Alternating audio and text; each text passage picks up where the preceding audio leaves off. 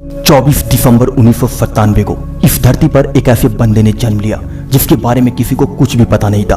कोई नहीं जानता था कि एक दिन यही बंदा इतिहास रचेगा।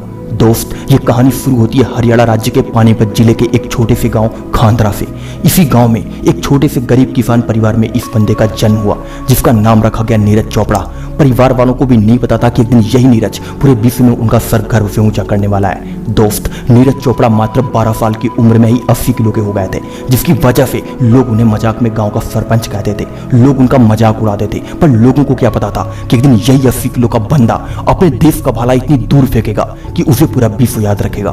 दोस्त, नीरज के इतिहास रचने की कहानी शुरू होती है एक स्टेडियम से, जिसमें उन्हें सिर्फ इसलिए भर्ती कराया जाता है ताकि वह खेल कूद कर अपना भार हल्का कर सके। पर स्टेडियम ने उनका इतिहास 13 साल की उम्र में ही लिख दिया था। जब स्टेडियम में उन्होंने अपने से सीनियर खिलाड़ी को भाला फेंकते देखा तो उन्होंने भी मजाक मजाक में एक भाला उठाया और बिना प्रैक्टिस के भाले को 25 मीटर दूर फेंक दिया, जिसे देखकर स्टेडियम के सारे खिलाड़ी दंग रह गए। कोच ने बोला कि यह बंदा सिर्फ भाला फेंकने के लिए ही पैदा हुआ है। फिर वहीं से नीरज की भाला फेंक यात्रा शुरू हो गई। वह भाला फेंक खेल से इतना प्यार करने लगे कि दिन रात उसी के प्रयास में लगे रहते थे। उन्हें जब भी मौका मिलता था भाला फेंक की प्रैक्टिस में लग जाते थे। नीरज को भी नहीं पता था कि एक दिन यही प्रैक्टिस रंग लाएगी और उन्हें पूरे विश्व में प्रसिद्ध कर देगी। नीरज ने पढ़ाई के साथ साथ जैवलिन में भी अभ्यास करते रहे और उन्होंने इसी दौरान कई नेशनल स्तर पर कई मेडल अपने नाम किए। नीरज ने 2016 में पोलैंड में हुए IAAF वर्ल्ड U20 चैंपियनशिप में 86.48 मीटर दूर भाला फेंककर गोल्ड मेडल जीता, जिससे खुश होकर आर्मी ने उन्हें राजपुताना रेजिमेंट में बतौर जूनियर कमीशन्ड ऑफिसर यानी JCO के तौर पर नायब सूबेदार के पद पर नियुक्त किया।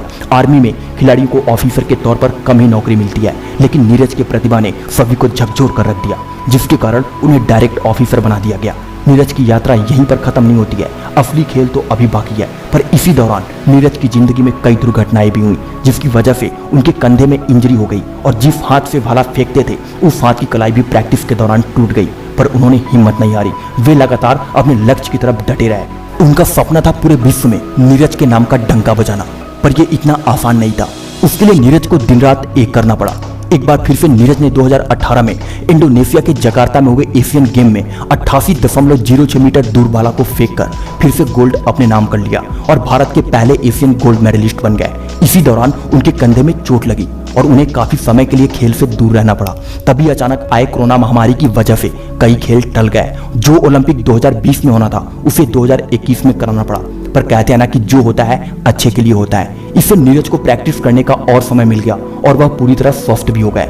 आखिर वह पल उनके जीवन में आ ही गया जब इस पूरी दुनिया को दिखाना था कि एक गरीब किसान परिवार का बेटा भी इतिहास रच नहीं सकता बल्कि इतिहास बदल सकता है। देश जिस एथलीट मेडल के लिए 121 साल से सपने देख रहा था, उसको नीरज चोपड़ा ने जैवलिन में अपने भाले के दम पर टोक्यो ओलंपिक 2021 में अपने भाले को 87.58 मीटर दूर फेंककर हकीकत में बदल दिया और गोल्ड मेडल अपने नाम करके भारत का झंडा सबसे ऊपर लहरा दिया। दोस्त, जब एक गरीब किसान का बेटा इतिहास रच सकता है तो आप क्यों नहीं। आशा करता हूँ वीडियो आपको पसंद आई होगी। तो फिर मैं मिलता हूँ आपको अगली वीडियो में एक नई मोटिवेशन के साथ। जय हिंद, जय भारत।